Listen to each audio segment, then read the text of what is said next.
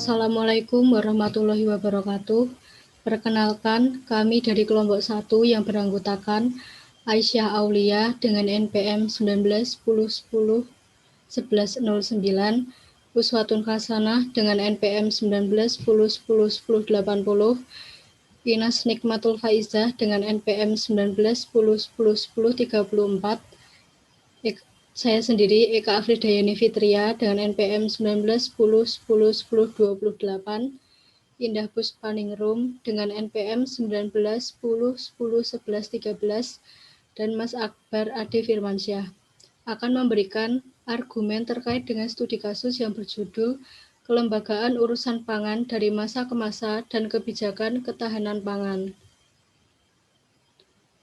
Artikel ini membahas mengenai bagaimana perubahan dari tugas, kewenangan, dan organisasi kelembagaan pangan selalu berubah-ubah yang memberikan sedikit banyak pengaruh terhadap upaya mewujudkan ketahanan pangan nasional dari masa pemerintahan Soekarno hingga Presiden Jokowi, yang pada awalnya menerapkan beberapa program namun gagal dan masih memiliki kekurangan yang disebabkan oleh beberapa faktor. Namun, dengan bergantinya pemerintahan tentu akan memperbaiki upaya dan ketersediaan bahan pangan melalui Bulog, dan pemerintah juga berupaya dalam menstabilkan harga pangan pokok, yang tentunya untuk dapat mengimplementasikan kelembagaan pangan adalah dengan memperhatikan penentuan harga, perdagangan biasa, formula pembentukan harga yang fair, kesepakatan harga pada kelompok produsen, dan keputusan khusus oleh lembaga pemerintahan.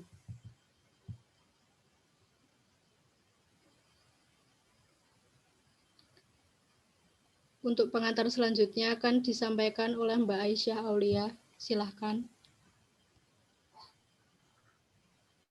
Baik, selanjutnya ketahanan pangan sendiri itu merupakan kondisi terpenuhinya pangan bagi negara sampai dengan perseorangan. Nah, baik dari sisi ketersediaannya, kualitas, kelayakan, keragaman, dan kecukupan gizinya secara berkelanjutan atau dalam jangka panjang. Nah, untuk itu kita memerlukan suatu kelembagaan yang kuat untuk menangani bidang pangan. Nah, dalam peraturan perundang-undangan sendiri dalam pangan pun telah menyebutkan perlunya dibentuk suatu kelembagaan pangan yang memiliki cakupan kewenangan yang cukup dan luas. Tidak hanya saja sampai sekarang kelembagaan yang dimaksud itu belum terbentuk. Beberapa ada yang menyimpulkan seperti itu dan beberapa juga ada yang menyimpulkan sudah mulai terbentuk dengan baik. Nah, diskusi kami bertujuan untuk memberikan sebuah inovasi atau mungkin alternatif penguatan kepada lembaga pangan yang telah ada agar ke depannya nanti ada optimalisasi kelembagaan pangan, yaitu adanya harmonisasi kebijakan dan perencanaan program yang dibentuk dalam kelembagaan pangan sendiri, dan juga optimalisasi sumber dayanya, penguatan implementasi programnya, dan evaluasi dan monitoring dalam kelembagaan. Diharapkan dalam diskusi ini kita menemukan inovasi yang bisa ditimbulkan bersama-sama.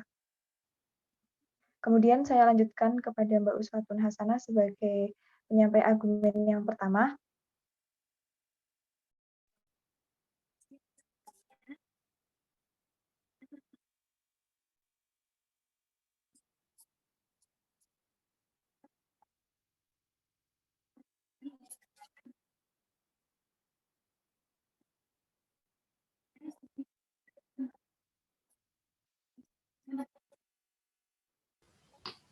Mohon maaf Mbak Uswa, suaranya kurang terdengar. Oke, sebentar.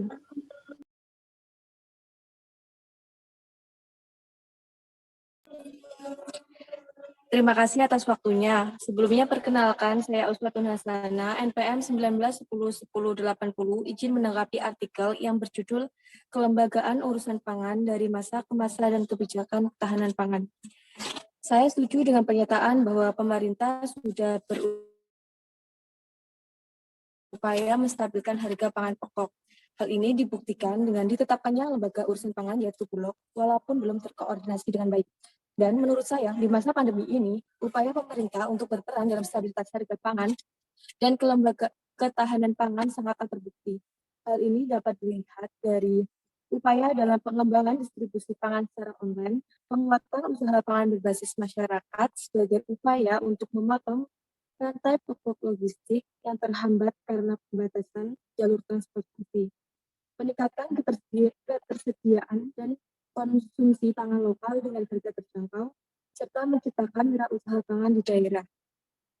Selain itu, pemerintah juga mengembangkan program guna penguatan ketersediaan dan ketahanan pangan seperti penguatan kelembagaan petani, fasilitas bantuan atau subsidi bagi petani atau kelembagaan petani, pengembangan jejaring kemitraan antara petani dengan atau kelembagaan petani dengan penyedia usaha atau pelaku usaha. Sedangkan dalam upaya menjaga stabilitas harga di masa pandemi ini, pemerintah melakukan pengembangan usaha pangan masyarakat atau PUPM melalui Toko Tani Indonesia atau TTI yang diharapkan mampu menjaga pasokan dan efisiensi rantai distribusi pemasaran, sehingga harga pangan pokok strategis tetap terjaga kestabilannya. Selain itu, pemerintah juga menetapkan kebijakan harga pangan seperti HPP, HAP, dan HET yang diharapkan mampu menyokong stabilitas harga. Terima kasih, saya kembalikan ke moderator. Baik, terima kasih Mbak Uswa atas argumen yang telah diberikan. Selanjutnya, untuk Mbak Aisyah Aulia dapat menyampaikan argumen terkait artikel tersebut.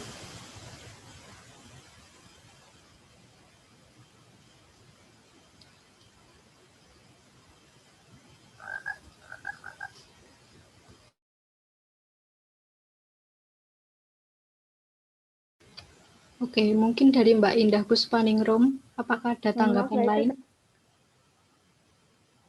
Bagaimana Mbak Ais? Tadi kurang jelas karena sinyal. Lanjut saja. Oh iya. Silakan Mbak Indah.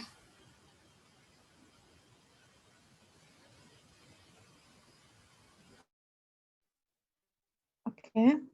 Tadi kan dijelaskan tentang adanya kebijakan pengadaan gabah atau beras, yaitu Perum Bulog dengan penyaluran beras oleh pemerintah kan. Nah, tugas tersebut saya sangat setuju dikarenakan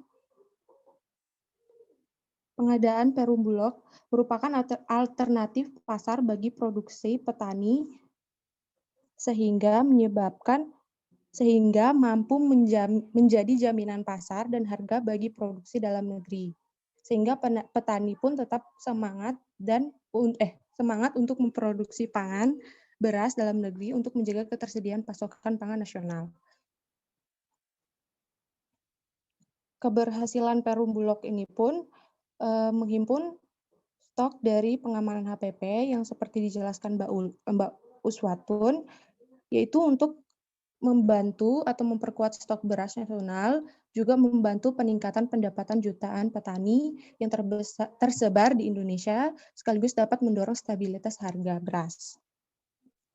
Dan juga pengadaan baga atau beras oleh Perum Bulog ini merupakan atau mampu memperoleh ketahanan pangan tidak lagi membeli beras di pasar dengan harga relatif mahal, sehingga akan mengurangi permintaan beras ke pasar.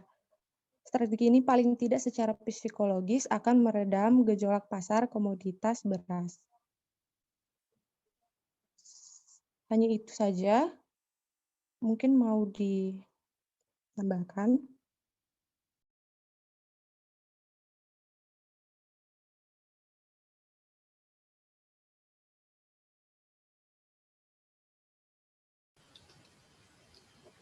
Baik, Mbak Indah, terima kasih atas argumen yang diberikan. Selanjutnya, apakah dari Mbak Aisyah Aulia terdapat tambahan ataupun sanggahan?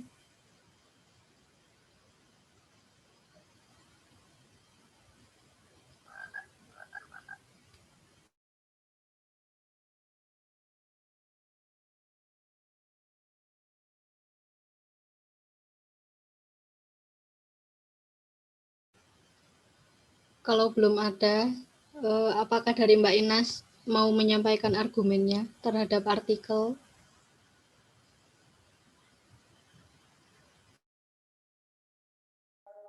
Baik, saya akan menambahkan sedikit mengenai artikel yang saya baca, yaitu dengan mewujudkan ketahanan pangan yang tangguh, masyarakat yang rawan pangan tentu akan dapat terlindungi dengan baik. Dalam hal ini, fungsi Perum Bulog sangat penting dan strategis.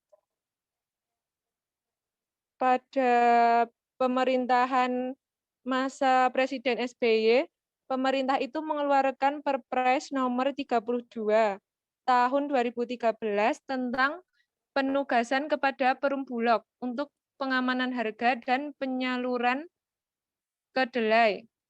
Dan juga pada tahun 2006, Presiden SBY membentuk Dewan Ketahanan Pangan atau DKP, yang di mana tugas DKP ini merumuskan kebijakan dalam rangka mewujudkan ketahanan pangan nasional dan juga melaksanakan evaluasi dan pengendalian dalam rangka mewujudkan ketahanan pangan nasional. Nah, dari hal tersebut, DKP ini tuh melaksanakan kegiatan kayak penyediaan pangan, distribusi pangan, cadangan pangan, penganekaragaman pangan, dan juga penanggulangan masalah pangan dan gizi. Maka dari itu tentunya hal tersebut sangat sangat baik untuk mewujudkan suatu ketahanan pangan di masyarakat. Mungkin cukup itu saja dari saya.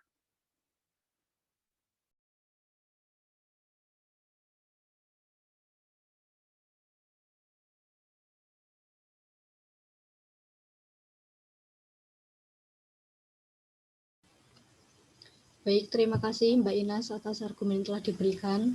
Selanjutnya, apakah dari Mas Akbar ada tanggapan lain terhadap artikel yang akan kita kaji?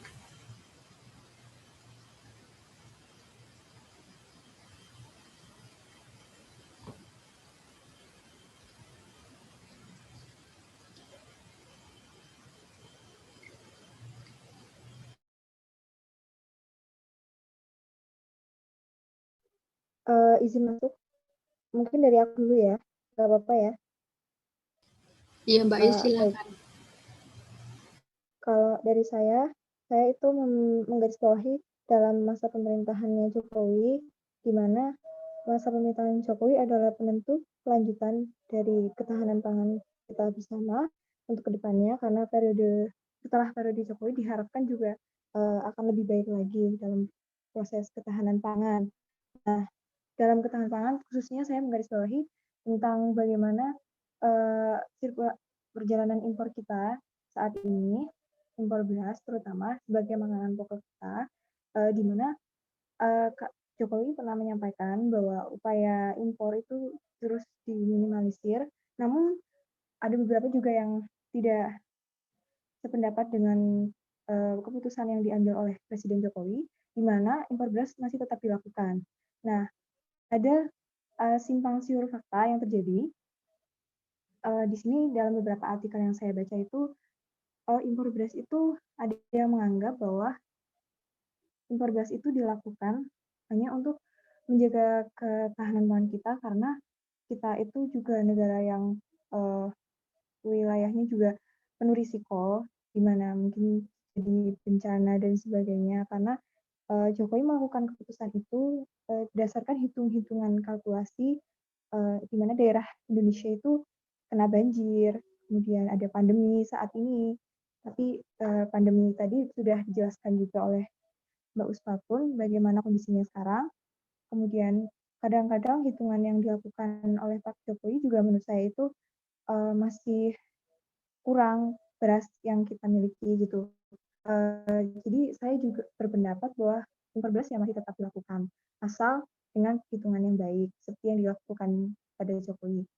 Namun ada juga beberapa yang tidak sependapat karena dianggap merugikan petani. gitu. Terus ada artikel lagi yang saya baca kembali, di mana bahwa sampai Juni itu diputuskan Indonesia tidak melakukan impor, dan insya Allah juga nanti juga sampai produksinya kalau akhir tahun bagus, kita juga tetap tidak akan impor itu. Pemerintah itu terus berupaya untuk membangun sistem pertanian yang baik, tapi saya juga kurang memahami bagaimana sistem kelembagaannya. Mungkin dari teman-teman ada yang tahu, bisa ditambahkan. Kemudian saat mengunjungi di sini saya juga membaca di Indramayu, Jokowi itu janji untuk memberi fasilitas dalam pertanian gitu. Seperti contohnya mungkin bisa dari dana desa dan sebagainya, itu juga ditambahkan dari Pak Jokowi. Nah, kemudian ini isu impor beras ya, jadi kayak ada dua sisi gitu loh, kayak satu ada yang sependapat bahwa Jokowi melakukan impor itu ya enggak apa-apa, karena memang kita itu ada juga menghindari risiko gitu, makanya kita melakukan impor beras. Nah, ada sebagian yang tidak setuju karena dianggap merugikan petani.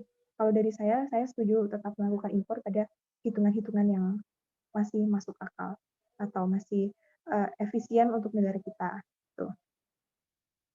Nah, ada fakta juga yang menarik di sini bahwa dari data BPS, Indonesia faktanya dari tahun 2000 sampai 2019 itu tidak pernah absen dari impor beras. Nah, tapi sekarang impor beras itu makin turun gitu loh. Jadi kayak, oh berarti impor beras itu sekarang nggak ditujukan untuk merugikan petani gitu. Tapi ya beberapa masih ada yang tidak setuju. Itu pendapat dari saya. Mungkin ada yang ingin menanggapi dari pendapat saya gitu.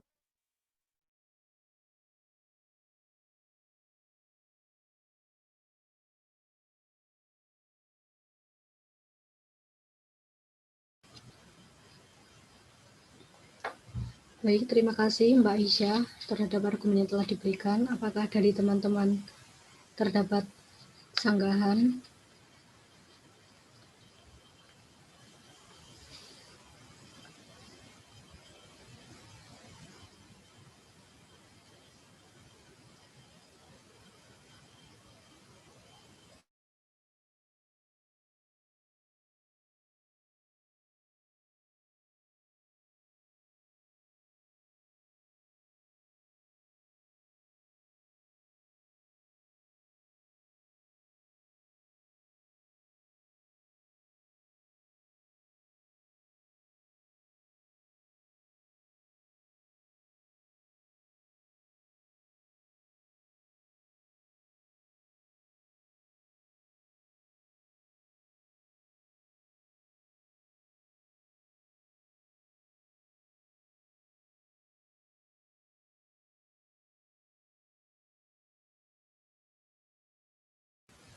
Baik, kalau tidak ada tanggapan, saya akan menyimpulkan beberapa argumen dari teman-teman, yaitu perubahan status, tugas, dan wewenang lembaga pangan yang sering terjadi sejak kemerdekaan sampai saat ini merupakan salah satu penyebab utama upaya ketahanan pangan sering tidak tercapai. Pergantian rezim pemerintahan pasca Orde Baru, pencapaian ketahanan pangan tidak semakin baik, bahkan menurun yang disebabkan oleh perubahan tugas dan wewenang Bulog, terutama pada intervensi dari IMF dan Bank Dunia yang membatasi wewenang dan tanggung jawab Bulog hanya sebagai stabilisator harga pangan beras saja. Negara ini memerlukan kelembagaan pangan yang kuat untuk ketahanan pangan dengan implementasi program yang tersedia dan peningkatan sumber daya manusianya. Keberhasilan Perum Bulog untuk memperkuat ketersediaan beras dan kestabilan harga.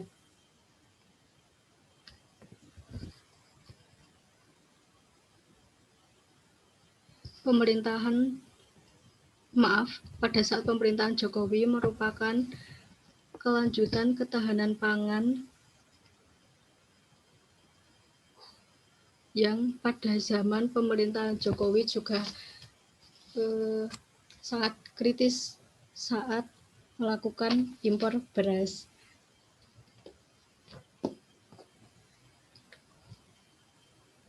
Lalu, untuk pemilihan bentuk lembaga pangan haruslah dari perspektif yang lebih luas, yaitu optimasi investasi negara dan ketahanan pangan nasional.